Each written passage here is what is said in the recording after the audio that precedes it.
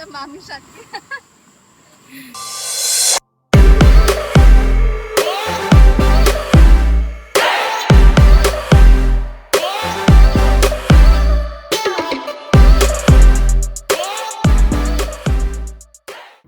Hi guys! Good morning from Tawi-Tawi. My name is Alea and thank you for clicking on this video. In this video, I am going to show you my Xenos wetsuit from Fourth Element. Now, I actually tried it before, one dive with my friend Doris and my brother. And I really tried to, film a review of the wetsuit then because it was really like the first time using it.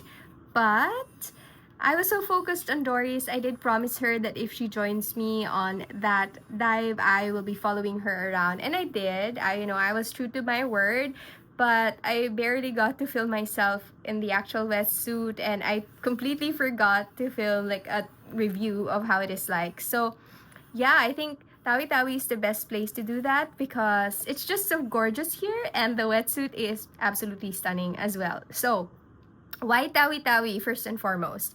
Where is Tawi-Tawi first and foremost? So Tawi-Tawi is actually a part of Mindanao. It's a big island in the south of the Philippines, and so yeah, I've been here before. A lot of people are actually telling me, I'm gonna go on a tangent real quick. A lot of people were telling me, oh, don't go there, it's not safe, blah blah blah. But I have been here during the critical moments, in the early 2000s when, the rebel group was, very, very active. Um, I did come here with like, men carrying M16 to go along with me and my sister when we were going around. But yeah, that was quite necessary back then.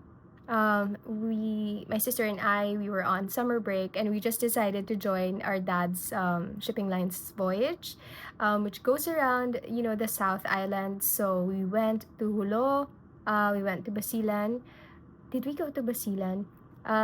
But I've been to Basilan also. And then we went to here in Bongao, and several other islands. I remember two. I remember Cebu and Sitangkai, which are insanely far. Like if you go and get a map right now or go on Google Maps and you Google Sitangkai or Sibutu, Sibutu, these islands are actually closer to Malaysia.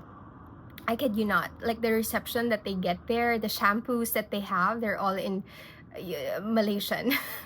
But that's because yeah, it's super far from Manila. And yeah, it was kind of like just a patch of land with a lot of stilt houses. That's how it looks like. It was cray, but it was fun to see that part of the Philippines, right? But anyway, like I said, I went on a tangent. So yeah, Tawi-Tawi is, in 2025 is, very safe. Yeah, we didn't come with any guides or whatever. It was just my sister and I. We hopped on a plane. We booked flights from PAL. So how long does it take to get here? It takes maybe, I don't know, maybe 4 hours, just the entire thing. So from Manila, it was an hour and 45 minutes to get to Zamboanga because it's going to be a connecting flight. And then from Zamboanga, we waited for like over an hour. And then it took another 45 minutes to get to Tawi-Tawi, which, if you don't mind connecting flights or like getting off the plane and then getting on the plane again, it's actually the same plane, by the way. And yeah, it's totally worth it. This place is absolutely beautiful. It's like untouched, right? It's like without the pesky tourists and whatnot. It's just absolutely beautiful. White sand, turquoise water, and the best part, it's warm. Right, it's warm. I've been to Tulum, Mexico, and while the water is absolutely gorgeous there, it's really stunning turquoise, and the sand was just absolutely beautiful. The water was cold. So yeah, well, coming from a tropical island, I want my sea warm so that I can actually swim in it. But yeah, so I digress again. Oh my god, I'm so sorry. So yeah, in this video, I'm gonna show you the Xenos wetsuit, and I'm gonna show you around the resort, which is actually designed by my brother, Kuya Deo. And he's been coming here for how many years already, you know, from, you know, the design of the place and the actual construction. Like, he has a team of engineers and contractors working on, you know, the actual build of this property. And, you know, I'm not just saying this because he's my brother, but it really is something very, very unique and stunning. It, you know, the layout of the place and the landscaping, it, you know, it reminds me of Alila Villa's Currency, which is, you know, it was under Hyatt back then when I visited. I was working in Park Hyatt Siem Reap in Cambodia, and the manager of Alila Villa's Currency, Marek, invited me to go and experience the luxury resort. So I went. I was reminded of that luxury resort as soon as I got here. I have been receiving a lot of inquiries already on my Instagram and Facebook, like people asking me, hey, you know, where are you? What's the name of the resort? How do we get there? How much is it? Blah, blah. And while I do recommend everyone to, of course, come over and experience Bihing Tahik, I want to also put in like not a warning, but kind of like a disclaimer. The hotel is still in its infancy, so it's not yet fully finished. They are waiting for the completion of some of the villas on the northern part of the island. The dive shop is still in construction right now. So yeah, the hotel is still in its soft opening phase. So with that, you know, we still have a lot of missing amenities inside the room. Like, we don't have a mini bar, we don't have like cabinets yet, but that's fine. No TV, no phone. And, you know, if you're not finicky, and if you understand that, you know, the hotel is still in its, like I said, soft opening phase, then, you know, by all means, come and experience it. I feel like, you know, the people here are just so nice. They're super welcoming, super accommodating, friendly, everything, right? And, you know, to receive bad comments from people coming here like, you know, it's missing blah, blah, blah. Like, they don't need that. They don't need that. So if you are someone who's like super into high-end resorts and whatnot, and if you're gonna be a Karen and complain, maybe wait until the hotel fully opens. So I just want to put it out there, coming from the hotel industry myself, you know, I understand how it is like to, you know, start a hotel and whatnot. So let's just be kind. So, but yeah, come here by all means. You know, it is stunning. So there, I talked a lot. This is probably the lengthiest intro I've ever done in any of my, you know, dive videos. And, you know, my face is so up close to the camera, so, and my hands are actually really, really tired. So I'm just gonna end this right now and need to prepare because it's almost 7 o'clock and I'm gonna be diving at 8. Gonna have my complimentary breakfast first, and yeah, I'll check in with you guys later.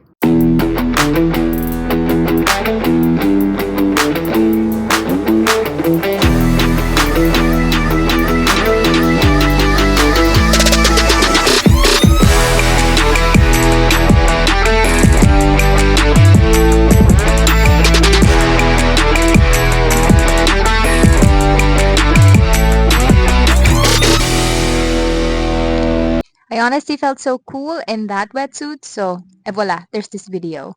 Now that I'm fully suited up, off we go to the dive shop. Ako po yung yaya. That's actually my older sister Ate Bunny who agreed to film me for this video. That's Sherwin. So yeah, I'm the sister of that diver. Diba? Pang-hasyendera. Hindi pong may tali, pang ganyan. Hi, so I'm finally in my fourth element wetsuit. It is too tight. I gained several pounds. Yeah, but that's okay. It took me a long time to put it on. And the whole time I was doing it With your sister's help. with my sister's help. And while I was doing it, I was just thinking about my Maris wetsuit and how easy it was to put on as compared to this one. But then again, there's that weight factor, right? I'm a bit chunky because it's after the holidays. But yes, my sister helped me. Thank you, Ate Bunny. You can show yourself. No? I somehow feel like the fabric is a lot so much. Somehow feel like the fabric is a lot thicker than the Maris wetsuit, but it's actually the same. It's also 3 mm, which is good. I'm not so sure how cold the water is. It is January, and you know, in the Philippines during November to December until like maybe February, mid-February, it's still cold. I hope I can bear the temperature so that I'll enjoy my dive. But yeah, feels snug, a little tight like I said, but of course it will loosen a little bit underwater. So maybe later I'm gonna take videos underwater to show you how it looks like. So I think this is supposed to be the dive shop. As you can see, it's under construction with the kuyas walking on the bridge. And the usual briefing before we dive. So Sherwin and I will be diving and Mon is joining us.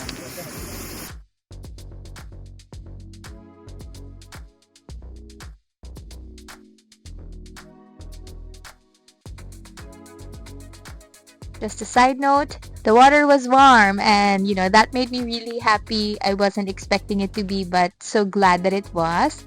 Look at that view. To be honest, I think Bongao is absolutely blessed to have the gorgeous ocean like this and a stunning mountain like that. I mean, to wake up to that every day, it's amazing. And now it's time for us to go underwater. I used my Insta360 1RS on the first dive, and please take note that all footage you will see here are raw. So by that I mean it's totally unedited, and a little later you will notice a shift in the color. I don't know how that happens, but right here, you saw that the colors changed. I'm not so sure if it has something to do with the clouds or how the sun was directly hitting the water, but yeah, that change was strange.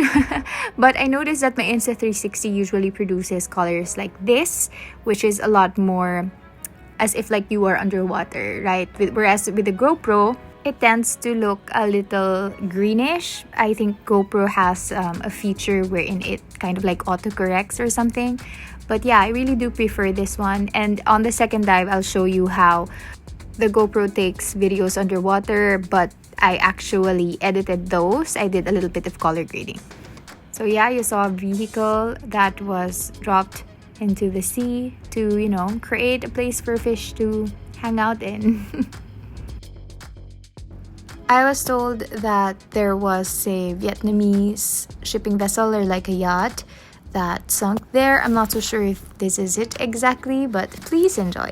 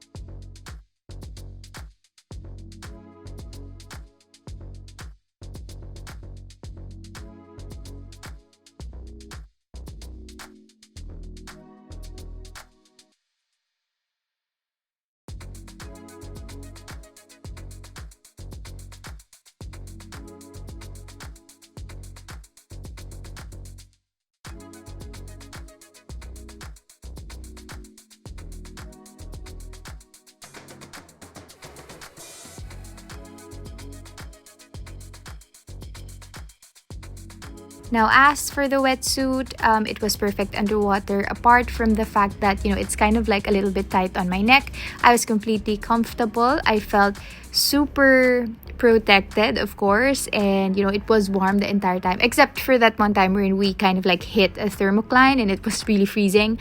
But I imagine, if I wasn't wearing this specific wetsuit, it would be a lot colder. But yeah, like I said before the dive in the short video, like the short review that I did, it was a little bit more comfy to move around underwater. So perfect. It was absolutely perfect. In the next clip, I will show you, I'm not so sure if you can see, but the line on the wetsuit, above water, it looks the same color. But here you can see it's purple. And the actual line itself that goes all the way to the wrist is pink, which is, it's super strange, and I think it's super cool because, above water, it's like the same shade. Oh, here's the time that we hit the thermocline. Yeah. Oh, you can see it here better. It's purple and it's pink. And I think it's really cool that it changes color, you know? I think it's amazing. So my brothers did warn me that, you know, one thing to expect here is, you know, for the current to be strong. And it really was. We had to crawl for the most part. And as you can see here, these aquatic plants are going haywire because it was really, really strong. So, but yeah, we managed. I think the dive lasted for about 40 minutes or so. And yeah, here we are exiting the shore. And yeah, I was super stoked.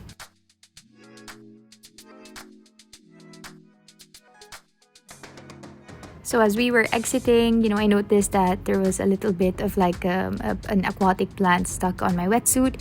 And, you know, they told me to rub sand on it to get rid of it, and it worked. Now I want to take a little break from the scuba diving videos and show you how beautiful Bihing Tahik is.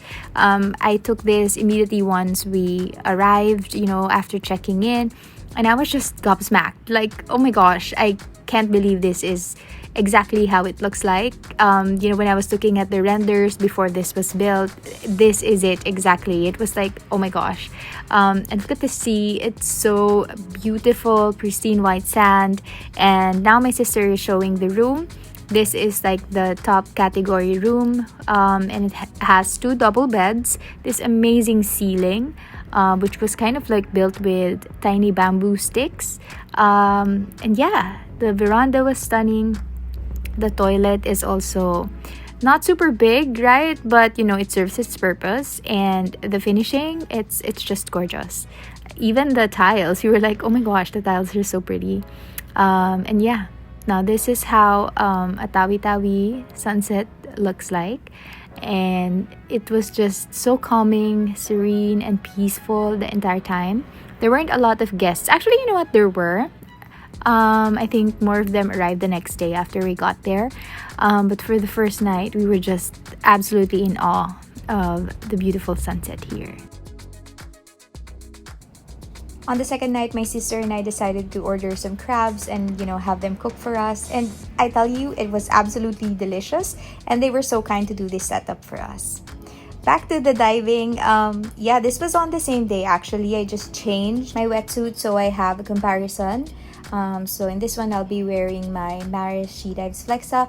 This is the resort nearby. This is where we entered so that, you know, because since the current was really, really strong, we entered through here so that we'll just drift back to the hotel. It was nice to experience it as well. And, you know, when I got in, I was greeted by this sea snake. And yeah, this turtle. Something that I noticed in Tawi-Tawi, aside from the humongous size of the marine life, like the fish were just so massive, there were a lot of turtles. Like, absolutely. I think we saw 4. I'm not so sure if I was able to capture all 4, but look at this guy. He's just super cute, and, you know, they were just moving freely around. They told me there's an area here wherein there are, like, they call it cabinets, wherein the turtles would hide from the current or whatnot. But yeah, this is me trying to chase the little guy, but, you know, I failed. The current was really, really strong, so it was difficult for me to be my usual turtle chaser. Oh, there's another one. This is a different guy. I just inserted this clip. And so yeah, this is me wearing my Maris She Dives Flexa. And of course, I also changed my mask. This is my Gull Vader mask with the Fourth Element strap, just so that, you know, I look a little bit more cohesive underwater.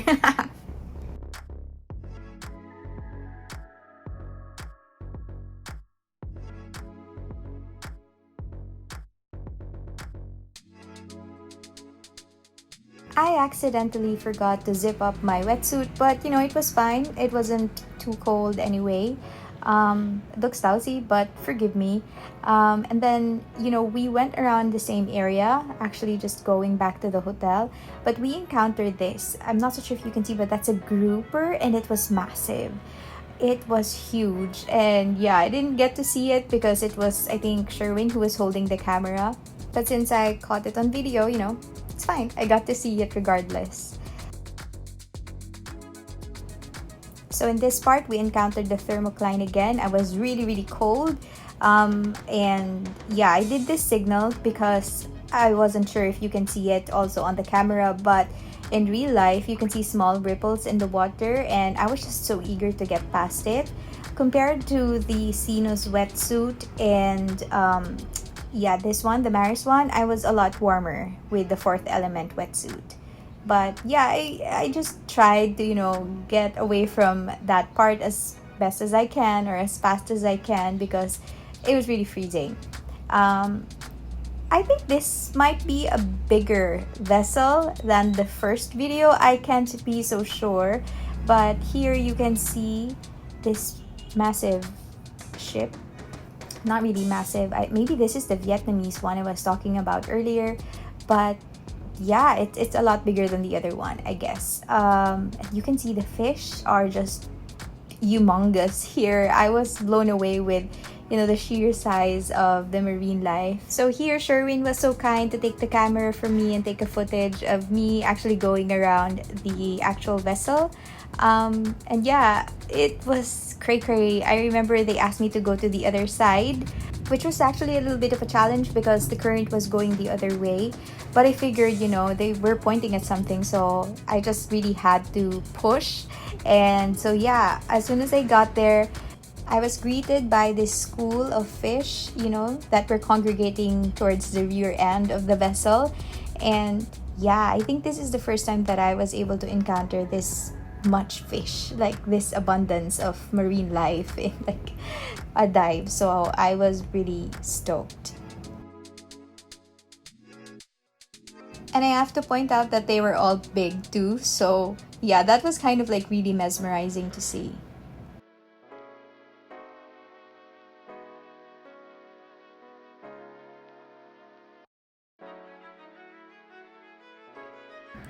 And then I guess Sherwin saw this huge, I think that's a puffer fish, under the vessel. And my god, it doesn't look as big here, but in real life it was it was a giant. And yeah, it's cray how big or how massive the fish are in that part of the Philippines. I was really blown away. I would love to go back and see more in the future. So by this part, we were already done with our drift diving. As you can see, I'm back to crawling. But I guess this is because we're, closer to Bihing Tahik. And yeah, we just needed to push a little bit more to get back on the shore. But I do consider myself lucky that I didn't experience a down current like my brothers did, because they told me it was quite terrifying. And yeah, this is a shot of, I think, the same yacht that we saw earlier on my first dive. So that means we're a little bit closer now to the Bihing Tahik shore. And yeah, so the current was back at its usual wrath, I guess. I posted a snippet of this video on my Instagram, and I received comments from my friends, and they were like, oh my god, that is super creepy, weren't you freaked out? And I got to think about it, and no, I don't really feel scared underwater, not even on wreck sites. If anything, I guess it piques my interest, right? It is kind of eerie, if you look back at the videos and whatnot. But during that time, when you're in that moment, you're more interested in the fish and the marine life. And that's what, made me go diving there in the first place. So yeah, I'm pretty used to it, I guess. Oh my gosh, so this batfish is like the craziest I have ever met underwater. It was massive, it was really humongous, and I was attracted to it, so I wanted to go near. But this guy had the audacity to poop right in my face. I'm not so sure if you saw that, but there, it's like dissipating in the water, and that was my signal to go the other way, because dude, really? Pooping on my face? But yeah, I figured it was scared of me. In this part, you can see the inconsistency in the color because like I told you, this was shot using my GoPro 13 Black, GoPro Hero 13 Black, the latest model, I don't know how to call it. And you really had to do some color grading as opposed to the Insta360 One RS. And oh my god, there's a turtle there in that scene. I don't know if you saw that, but here's another shot. I think this is a different turtle. This guy is a lot bigger. Well, actually, you know, they were teasing me that this is the mother of all the turtles that we saw earlier. Obviously, they wouldn't know that, but you know, I guess they got to that conclusion from the sheer size of this majestic creature right here. It was really the biggest, and yeah, I think it's such a treat. It's such a privilege to, you know, swim along with the turtles. They're absolutely graceful and just beautiful. I love seeing them underwater, so this absolutely made my day for sure.